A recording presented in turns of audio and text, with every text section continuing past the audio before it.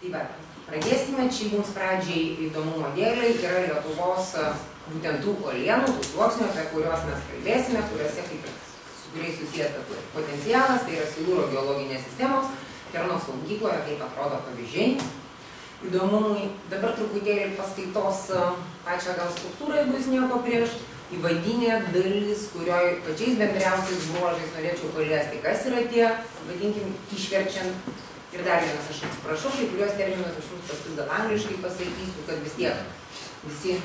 internete, kad būtų aišku, apie ką kalbame, nes vis dėlto vėlgi terminas molio skalūnai, tai yra kaip ir mano pasiūlytas, jūs randat spaudos skalūninės dujos,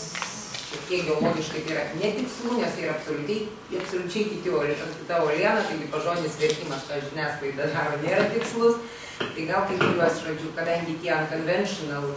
ir conventional hydrocarbons, tai yra, arba vadinkime lietuviškai tradiciniais ir netradiciniais, šias sukelia kartais ir skenimus angliavandeniliais, bet kol kas geresnės terminologijos nėra. Tai žodžiu trumpa apžvalga tokia, kas daugiau bus susipažinęs, atsiprašau, nežinau auditorijos su kokiu pagrindu ateina, ar ne, ar nuo nulio jau kažką žinodami, kai bus žinomi dalykai, tai paklausykit, paskui truputėlį įvada į nesiklausimų buvo, tų vadinamų tradicinių dujų ir naftos gavybą ir potencialą Baltijos šalyse, tada jau prie tos, sakykime, geologinių aspektų potencialo, o tada vėliau pereitume prie tų grėsmių ir iššūkių, tarp jų ir aplinkosauginių, ir apibendrinant, ką mes iš čia galėtume, kokias išvadas padaryti. Tai pradėkime nuo to, jeigu jums tinkama tokia paskaitos struktūra, tai galime taip ir tęsti. Dabar, kaip visada, reikia paklausti, apie ką mes kalbėsim, tai čia bus kaip ir įvadas, kodėl mes kalbam apie tai dabar, o ne pernai dar prieš dešimtmetį ir taip toliau, ir kodėl mes čia kalbam. Čia, o ne kitoj šalyje, geografiškai. Pradedant, tai kodėl pradėjome dabar iš viso kalbėti ir tą terminą, tai pirmą sykį aš, sakykime, ir pati išgirdau, ir vėliau tą žinią pradėjau leisti Lietuvoje, tai aš jums vertinimų nesakysiu, kur aš čia girdėjau, nuo Delfio ir iš, žodžiu, nuo pirmojo oficialaus vizito į šalį šiais klausimais, kai jau buvo, sakykime, pradėjau aš tiek į tyrėjus, tiek į valdžią, praėjo lygiai 4 metai, kai pradėta apie tai kalbėti. Tai va, kaip, sakykime, tos naujovės vis dėlto ganėtinai inerciškai pas mus praeina.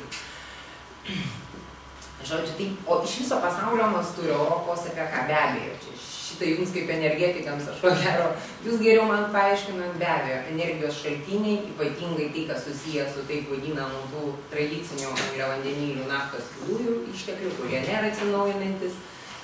sekimu visame pasaulyje, kainomis išaugusiamis, be abejo, išaugo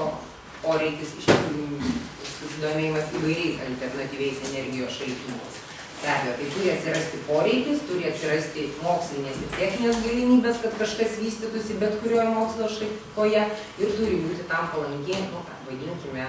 tokia palaikinti gal politinė ar valstybės situacija. Tai vat pagrindinius tuos aspektus čia ir norėjau pasakyti, kad jūs turbūt jau patys žinote, bent jau buvo korespondencijai, kad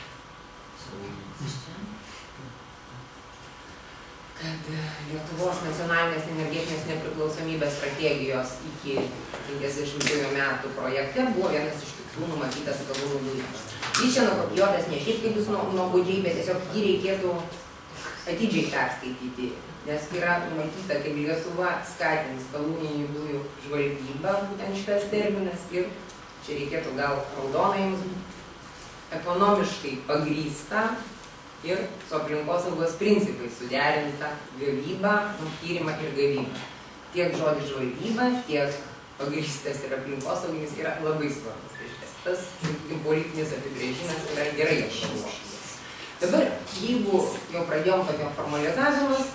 apie angliavandenilių aplamai, nes tai, apie ką mes kalbam, skalūnai, molio ir dujos, yra angliavandeniliai, hydrokarbonai. Tai yra Jeigu imsim patį bendriausią apibrėžimą, jis yra ir mūsų teisės akte Lietuvos Respublikos angliavandenilių išteklių klasifikacijoje, tai yra visi skysti ir dujiniai angliavandeniliai, jų ir kitų